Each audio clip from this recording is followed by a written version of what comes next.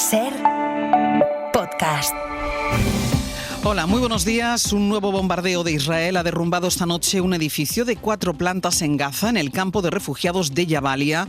Hay al menos 4 muertos y según las autoridades locales hay 50 personas que están desaparecidas. 50 personas a las que buscan entre los escombros con los medios que tienen, o sea, con las manos y con martillos. Y así es como ha vuelto a sonar esta madrugada la franja de Gaza, donde se calculan 90 muertos, al menos en las últimas 24 horas. Entre tanto, Netanyahu culpa a los gobiernos que critican sus matanzas del atentado de ayer en Washington, cuando un hombre mató a una pareja de empleados de la Embajada de Israel en plena calle, a la salida del Museo Judío en la capital de los Estados Unidos. Sastre, buenos días. Buenos días, Barcelona. Netanyahu llega a decir: For these neo-Nazis, Free Palestine is just today's version of Heil Hitler. Que el Palestina libre, o sea, lo que gritó el asesino de Washington, es el nuevo Heil Hitler. Trump ha cerrado filas con Netanyahu ahora que empezaba a aumentar la presión europea contra él y mientras el presidente de Estados Unidos se propone asfixiar a Harvard. Ha prohibido a la universidad más prestigiosa del país que matricule a alumnos extranjeros. Dice la Casa Blanca que Harvard fomenta la violencia y el antisemitismo. Esa fue la acusación que más se extendió ayer en Israel después del atentado de Washington. Para Netanyahu son los gobiernos que le critican los que están contribuyendo al odio a los judíos y para la administración de Trump es una de sus universidades más prestigiosas quien lo alienta. Con ese argumento quiere someter a Harvard. Corresponsal en Washington, Sara Canals, buenos días. Buenos días. La secretaria de Seguridad Nacional, Kristi Noem, ha sido muy clara y justificaba así esta nueva ofensiva contra Harvard. They have promoted and allowed violent activity on campus. Les acusa de fomentar un ambiente violento, antisemita, tóxico y antiamericano. Insisten que la mayoría de extranjeros son agitadores que acosan y atacan a judíos y les acusa incluso de tener vínculos con el Partido Comunista Chino. Una decisión sin precedentes que Harvard tacha de ilegal y que seguramente llevará a los tribunales, tal y como hizo hace semanas cuando Trump congeló más de 2.000 millones en fondos por no ceder ante sus demandas, como cambios en la política de contratación o en los programas académicos. Jason Durman es profesor de economía de Harvard. Just outraged. People cannot believe it. Contaba ayer en la BBC que hay mucha indignación y que los alumnos están aterrorizados. Y es que la medida afecta a un 27% de estudiantes, más de 6.700, que ahora deberán buscar otra universidad para no perder su visado y que además suponían también una importante fuente de ingresos para la Universidad de Harvard. Entre las últimas declaraciones que ha hecho Donald Trump están también estas palabras sobre el autismo.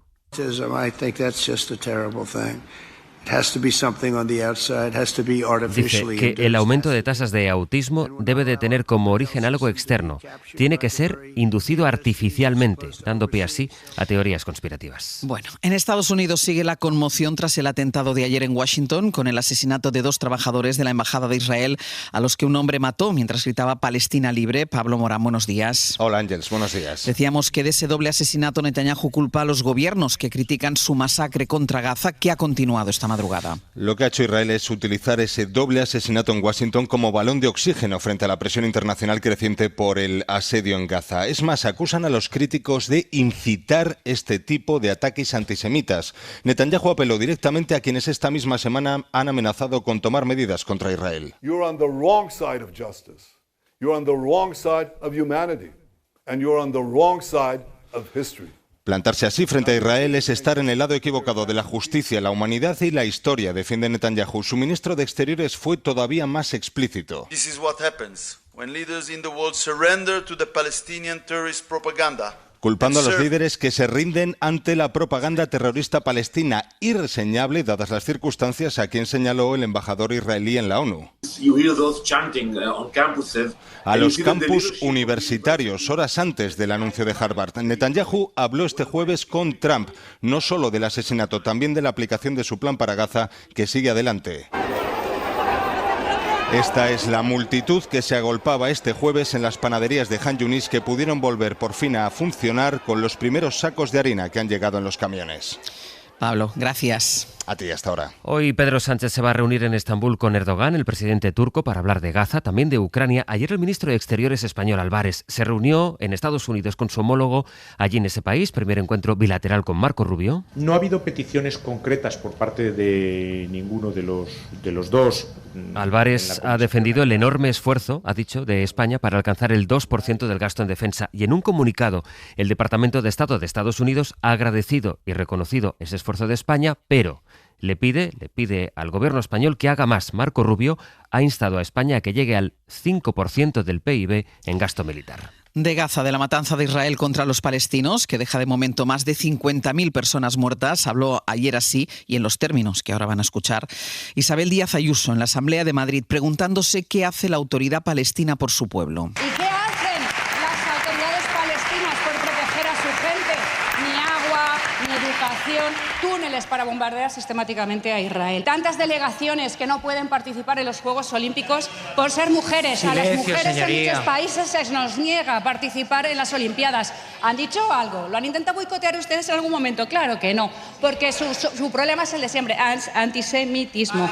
Eso mientras la Dirección Nacional del PP, que se resistía a llamar a Netanyahu a la contención, acababa haciéndolo en línea con otros dirigentes conservadores, como por ejemplo ha hecho el nuevo canciller alemán, Merz. Es evidente que el gobierno de Israel está siendo absolutamente desproporcionado en sus actividades militares contra la población civil palestina y incumpliendo el derecho internacional. Y esto tiene que cesar.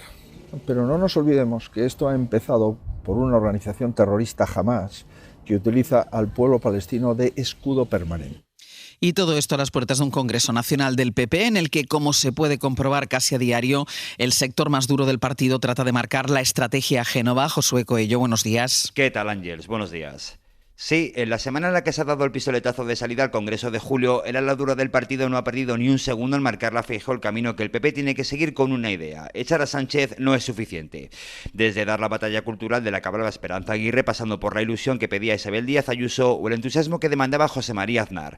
Mensajes todos ellos en clave interna dirigidos hacia la planta noble de Génova para no repetir los errores que, según ellos, cometió Rajoy al llegar al poder en 2011. Y ante esos mensajes no menos activa ha sido la respuesta de Feijóo. Lo ha hecho en público en sus últimos actos, reiterando que cumplirá sus promesas en un proyecto colectivo que aúna voluntades de la derecha. Yo quiero que los españoles sepan que no les voy a mentir, que los españoles sepan que mi proyecto no es un proyecto personal, es un proyecto colectivo. Lo ha hecho en redes sociales, con publicaciones diarias donde expone su proyecto, pero también en privado. Fuentes cercanas a Feijóo nos dicen que entienden que se pide ilusión o entusiasmo, pero matizan. Es más fácil ilusionar desde el gobierno que desde la oposición. Y Feijóo, recuerdan estas fuentes, nunca ha perdido unas elecciones, rematando con una frase para los críticos, lo cual, para no ilusionar, no está nada mal. Aunque la política hoy va a seguir pasando por los efectos de la decisión de la jueza que manda a juicio al hermano de Pedro Sánchez, a David Sánchez, por el puesto de trabajo que logró en la Diputación de Badajoz. Cree esta jueza que la plaza la crearon para él. Ve inverosímil que encontrase el trabajo buscándolo por internet y en cambio sí considera de pura lógica, es textual, que accediese al puesto porque era el hermano del presidente. Lo siente en el banquillo, entre otros, junto al presidente de la Diputación y líder de los socialistas extremeños, Miguel Ángel Gallardo. La jueza no ha esperado a que se pronunciara la audiencia provincial. Sucede que Miguel Ángel Gallardo ha corrido mucho para ser diputado autonómico y estar, por tanto, aforado. Recogió su acta como diputado extremeño el miércoles a la 1 de la tarde y el auto que lo manda al banquillo llegó ayer, cuando ya era aforado. Isabel Vega, buenos días. Buenos días. Y la juez Beatriz Viedma ha sentado en el banquillo a David Sánchez y a otras 10 personas, entre las que se encuentra el líder de los socialistas extremeños, Miguel Ángel Gallardo. Están acusados de prevaricación y tráfico de influencias y afrontan 3 años de cárcel por la plaza pública en la Diputación de Badajoz, que según la instructora fue creada a medida del músico porque es el hermano de Pedro Sánchez. Los socialistas extremeños hablan de prisas de la juez y de funambulismo. El caso es que ha dictado el auto sin esperar a los recursos pendientes en la audiencia provincial que podrían tumbarle toda la causa, también sin saber oficialmente que solo unas horas antes Gallardo había recogido su acta de diputado en la Asamblea. Él venía acelerando este cambio que implica aforamiento ante el Tribunal Superior de Justicia de Extremadura. De ahí que los juristas consultados vaticinen que es allí donde acabará este asunto. Y hoy declara como testigo ante el Supremo el novio de Isabel Díaz Ayuso, Alberto González Amador, en la investigación por la supuesta revelación de secretos que tiene imputado al fiscal general del Estado. Fue la abogacía del Estado, quien pidió esta testifical de Amador, investigado por varios delitos, entre ellos un supuesto fraude que motivó el correo, cuya difusión investiga ahora el Supremo. El PSOE ha registrado una proposición de ley sobre la vivienda con la que intenta centrar el debate en este asunto. Vamos a explicar en qué consisten sus propuestas, pero sobre todo qué recorrido pueden tener, porque la clave aquí es que consiga apoyos suficientes. Pablo Anzola, buenos días. ¿Qué tal, Ángeles? Buenos días. La primera pregunta, Pablo, es ¿por qué ahora? Bueno, porque esas medidas necesitan pasar por el Congreso de los Diputados para convertirse en ley. En esta propuesta, el PSOE incluye y concreta algunas de las iniciativas que el Gobierno anunció ya en enero. El presidente Pedro Sánchez presentó entonces 12 medidas, 5 de ellas eran de carácter fiscal y requieren la luz verde de la Cámara Baja. ¿Y el PSOE qué propone? Bueno, quiere apretar al máximo la palanca fiscal para intentar intervenir en el mercado y movilizar vivienda, y lo hace básicamente con castigos y con premios en materia de impuestos. Penaliza por un lado a los pisos vacíos, con un nuevo impuesto estatal todavía por definir, y también a los alojamientos turísticos que pasan a tributar como un negocio a través del IVA. Hasta ahora estaban exentos, ahora se les impone un 21%. También se gravan al 100% las compras de vivienda de extranjeros de fuera de la Unión Europea, es decir, se duplica su precio para, dicen desde el Ministerio, frenar la especulación, y en materia de incentivos para abaratar vivienda se extienden fuera de las zonas tensionadas esas bonificaciones fiscales de hasta el 100% del IRPF para quienes abaraten su alquiler al menos un 5% o lo ofrezcan al nivel asequible que marca el Ministerio.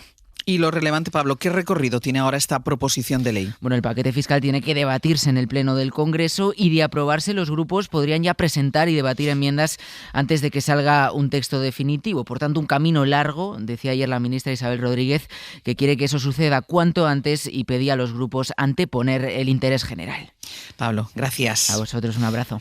Lo que hizo ayer Pedro Sánchez, casi 7 meses después de la Dana, fue ir a Valencia a reunirse con las víctimas. Habrá funeral de Estado, cuyos representantes abrirán las declaraciones en la comisión de investigación de la Dana que se celebre en el Congreso. En la comisión de les Corts Valencianes, PP y Vox han vetado la declaración de las víctimas. Feijóo, que pidió al presidente del Gobierno que se acercara a los pueblos afectados, que no se quedara, por tanto, en Valencia capital, llegó a criticar la tardanza de Pedro Sánchez por hacer algo que todavía no ha hecho Carlos Mazón, o sea, recibir a las víctimas. Mariló Gradoli, representante de una de estas asociaciones, estuvo anoche con Aimar en Hora 25. Que en estos momentos es el que nos está dando luz y es el que tenemos esperanzas de saber dónde estaba el presidente de la Generalitat el día 29 de octubre, porque todavía hoy no lo sabemos. Sabemos dónde no estaba, que era protegiendo a los valencianos y a las valencianas, pero no sabemos dónde estaba. Será una ONG la que elabore el censo de las personas sin hogar que duermen en el aeropuerto de Barajas, según acordaron el presidente de AENA y el alcalde de Madrid, en lo que parece un primer paso para solucionar la situación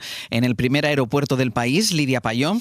Del censo, algo que reclamaba el Ayuntamiento de Madrid desde el principio, se va a encargar una entidad social seleccionada por AENA, que también va a financiar este estudio para identificar a las personas que llevan meses durmiendo en Barajas.